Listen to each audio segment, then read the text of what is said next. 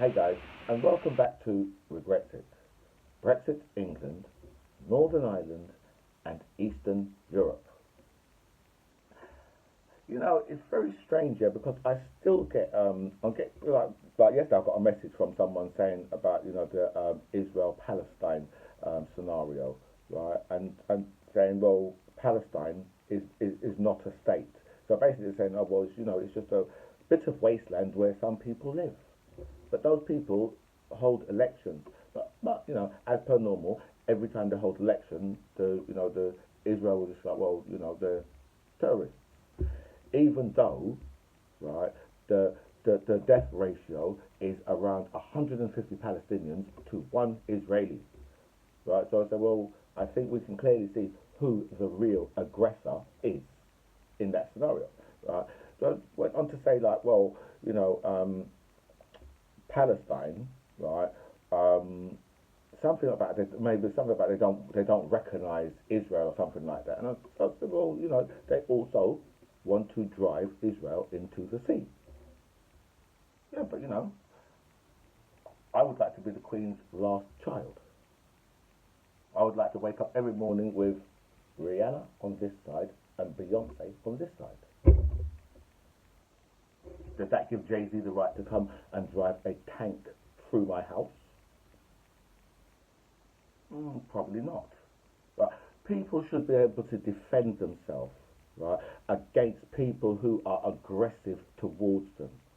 Okay, it really is that simple because that's what Israel can do. Israel, right, can do they very often do this, right? They send the military into civilian Palestinian areas, right, and they go in there and they murder plenty of Palestinians. They drive tanks through their houses, right? So the whole thing, right, is 100% unfair.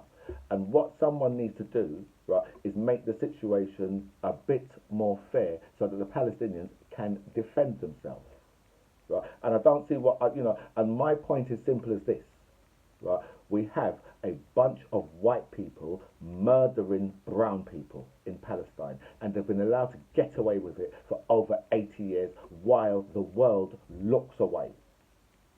Okay, so if anybody doesn't like the fact, those facts, that is what the facts are. And also, welcome back to By Any Means Necessary. Thank you so much for all your messages you sent me, and a special thank you to everybody who signed up to my channel.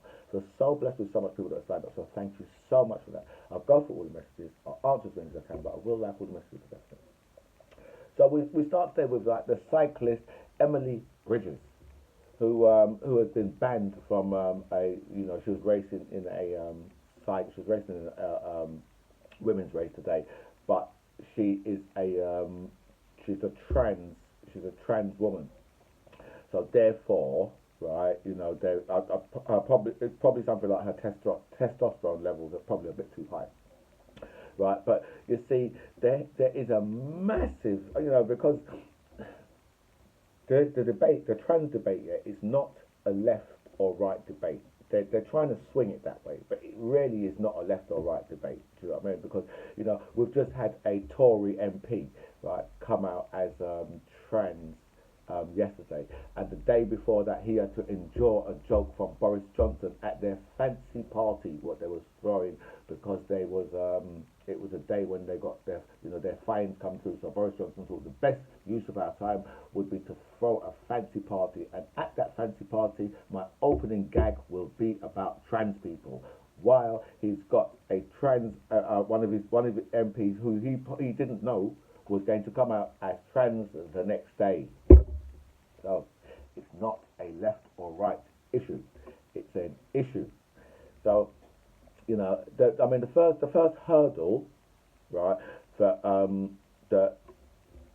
people have got to get over, right, is the fact that they're saying, well, they have a problem calling these women women, right? But if you know that they're trans women, right, it's not like you're going to meet a trans woman in a club and say, well, you think we will set up and we'll have like a couple of kids and all that, we get.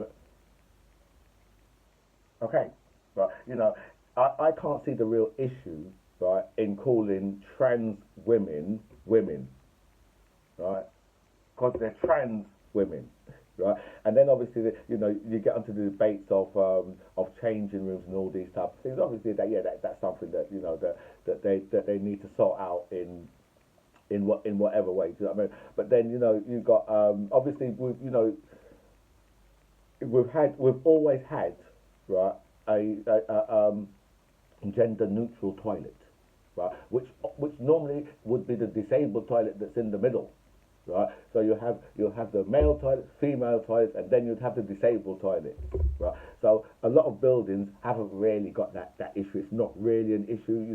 People are trying to make it into an issue, but it's not really an issue, right. And then obviously we have to move on to the sports itself, right.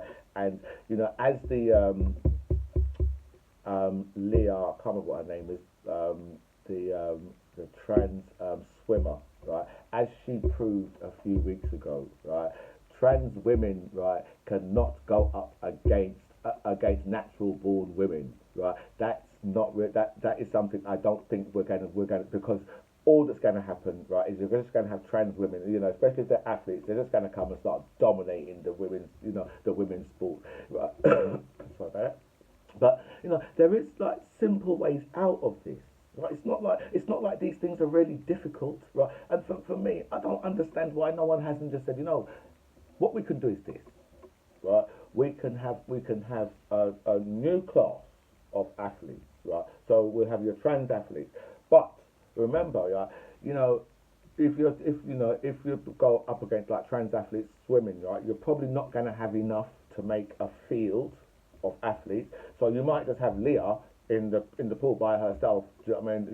Through all the rounds, and then ends up winning the gold medal because she's the only one who's racing against herself. So what I would do is this. Right? I would say right, we'll have a separate category, right, for your trans athletes, right? But I would say that women are allowed to go in that category. Obviously, women have got their own category, but women are allowed to go into that category. And then you say, well, we could also have men in that category, but right, you have to be, say probably under rated under 200 in the world. Right. So we're not talking about men that would be going to the. We're not talking about men that would be going to the Olympics, but we are talking about men that are because Leah was rated what I think 532, right, in the men, like in the men's, right, before she transitioned, right. So so that shows you that if a man is 500 in the world, right, and he can just come and dominate a field with women, right, we can't really mix the two. But a lot of people are trying to make this into a major issue, right? And for me, as I said, it's not a major issue because these are things that we can sort out pretty easy, right? Yes, I don't think you can put women athletes, trans athletes up against women natural born women. I just don't think that's going to work. I think that's going to because we'll get to a stage where you could see like women's categories like gone over to people who have transitioned, right? Which obviously would not be fair on natural born women. So therefore, it's quite an easy solution to come up with. It's not a difficult solution to come up with. And for me, that would be the solution because if obviously women who are at the top of their game, right? If they can get if they would be at the same level as men that are ranked around 500 in the world, then it would be perfectly fine for women to be able to go into that category against trans women and against men, right, that are much lower in the rankings. And when I say much lower, I mean below 200 or even below 300, in the rankings. So that would be, so that would be my solution to that. Will Smith, right, was asked to leave the auditorium, right, after he got up and slapped or box the hell out of Chris Rock. And one of Chris Rock's brothers said, you know what, yeah, he hit the wrong rock, brother. Right? And all of Chris Rock's brothers, yeah, are comedians. Right? But for me, right, if the Oscars they asked him to leave, if I was head of security, I would have frog marched his ass out of there, right? And I don't think he should have been awarded the I don't think he should have been awarded the Oscar. Do you know what I mean? Because so much people, right? He's taken away the night of so many people for the Oscars. Because remember, we had like an 11-year-old, right, who was in the Belfast film or whatever, who was up there, right? So he's taken away people like that. Wanda Sykes, who was hosting with another woman, I can't remember what her name is, but was hosting with another. He's taken away all of their night. The Williams sisters. Right, the Williams family. He's taken away their story. Right, the two young ladies who played the Williams sisters in the film. He's taken away all of these people's nights. Right, with this stupid ass move. So if I was in security, right, I would have gone over to him and said, "Listen, get your fucking bald ass head wife up and get the hell out." Right, I would have frog marched his ass out of there. Right, because that's what deserved. That's what he deserved. He really deserved. Right, because now you see the fallout has really started to hit now. Right, and that was not right an insult to his wife. Jada, right, was 4 days before she done a podcast herself, right, where she was saying, I don't care what people say about my shit. So why the hell would you be sat there like you were sucking a lemon? What the hell is wrong with you? Right? And what she's done, right, is she's opened herself up, right, to be a major target now. Right? And right, that Will Smith himself, right, he knows about all of this because, Will Smith has got big ears. Right? But from years ago, right, he took the piss out of himself about it. So he just nullified it. So, it's pointless like taking the piss out of Will Smith's big ears because he's done it himself. Right? If you take yourself that serious, right, and you can't take the piss out of yourself, right, then other people will gladly do it for you, which is what Jade has opened herself up to now. She has been I've seen some comedians just absolutely tearing into her, right? I see one comedian. He was just like, Will Smith, you took a cantankerous hoe, a cantankerous bald head hoe, and sat in the front of the Oscars, right? While she was fucking your son's friend in your house. This is what she's opened herself up to. Right, right. She's opened herself up, right, to the comedians of the world, absolutely ripping into her because when she's all up on the telly, on the red table, right, and she's talking about her life and how Will Smith makes love to her like a girl. She's really opened herself up to public ridicule now. She is going to be ridiculed and ridiculed and ridiculed without a shadow of a doubt. Because you know what? People who take themselves that serious, right? They're open territory. I don't even think that them two could probably go to another award show, because I think they'll get, because even Ricky Gervais, I heard him say, if it was me, if there was in the front row and it was me, I'd be talking about her son's friends that was banging her in Will Smith's house. That's basically what Ricky Gervais said. He said, I wouldn't have the G.I. Joe joke. I wouldn't have bothered with that. Right? Because, Will Smith is like, Will Smith said, you know what? How dare you compare my wife to one of the most beautiful women in the world? Sir, I should get up and slap your face. What an arse. What an absolute arse. Right? Jim Carrey just said it straight. If you done that to me, right, the next day I'll be suing you for $600 million.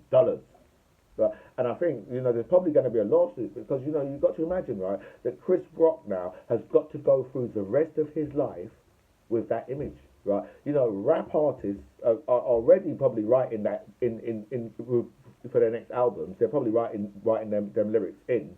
Do you know what I mean? So he's got to go through, right, and be the object of ridicule, right? Someone like Dave Chappelle will probably, will probably do a sketch on this. Do you know what I mean? Even like all of them. When I say all the comedians are, they're all. I mean, most of them are coming out on Chris Rock's side, but they can still make a joke out of the situation. Now, obviously, Chris, you probably knows that. Do you know what I mean? So he knows that he's opened up to that now. Do you know what I mean? Because a man don't that's not a good thing, right, for to happen, right, for a man to you'd be like, well, something, bro, you really need to punch me. I'm not a girl. You can't slap me. Do you know what I mean? And he slapped him on national television. Do you know what I mean? And he's really embarrassed him. So that situation, and the Rock brothers, right, are gunning for them now as well, and they're all comedians, and they're really gunning for them now. So I can imagine that there's so much material, and obviously Chris Rock is going to have a bit of material on this, but I think Chris Rock is probably going to sue him, right? Because obviously, it's all starting to hit home now, and the implications of what's happened. I've been slapped in my face on the telly. You know what I mean? I think that he's in a lot of trouble. A Russian rebellion. Apparently, the Russians are sabotaging their weapons and all those things, so that they don't have to go and fight in the Ukraine. And apparently they shot down one of their own aircraft, and the Americans was like, they shot down one of their own aircraft. What the hell are you talking about? Right? The Americans, they trademarked the term friendly fire. But no, so the Russians are apparently sabotaging a lot of their equipment and all that. But at the moment, I think they're trying to take Odessa, which is the financial heart of the Ukraine. So I think they're trying to take it. But in Odessa, they've got some. I believe the Ukrainians are there waiting for them. So and if you're going to feed your troops on food that's like 3 years out of date and cans of pet food, dog or cat, right? If you're going to feed the troops on that, I'm not sure whether or not your troops are going to be ready for the fight. I don't know. I don't know what kind of Apparently, right? People around Putin are far too scared to say to him, President Putin, you need to calm the hell down. And that is back in hospitality. So the price of a pint is going to go up. One brewery said it's going to go up between the price of 25 and 45p. But obviously, but those prices, what I saw, they was like about £4.25. It's like going to go up to £4.65 or whatever, or £4.70. Right? But those are not London prices. I think the price in London is probably about £5.50, £6 per pint. And the further you go into London, then you'll be paying £7 or £8 per pint. So if the price, so when they're starting to push those prices up, it's not going to go too well, right, for people who are running pubs and in other forms of hospitality as well, because they're putting, I think it was 12.5% in the VAT, and now they're putting it back up to 20%.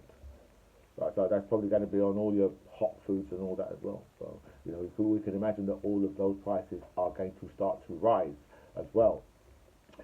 And some Brexit news.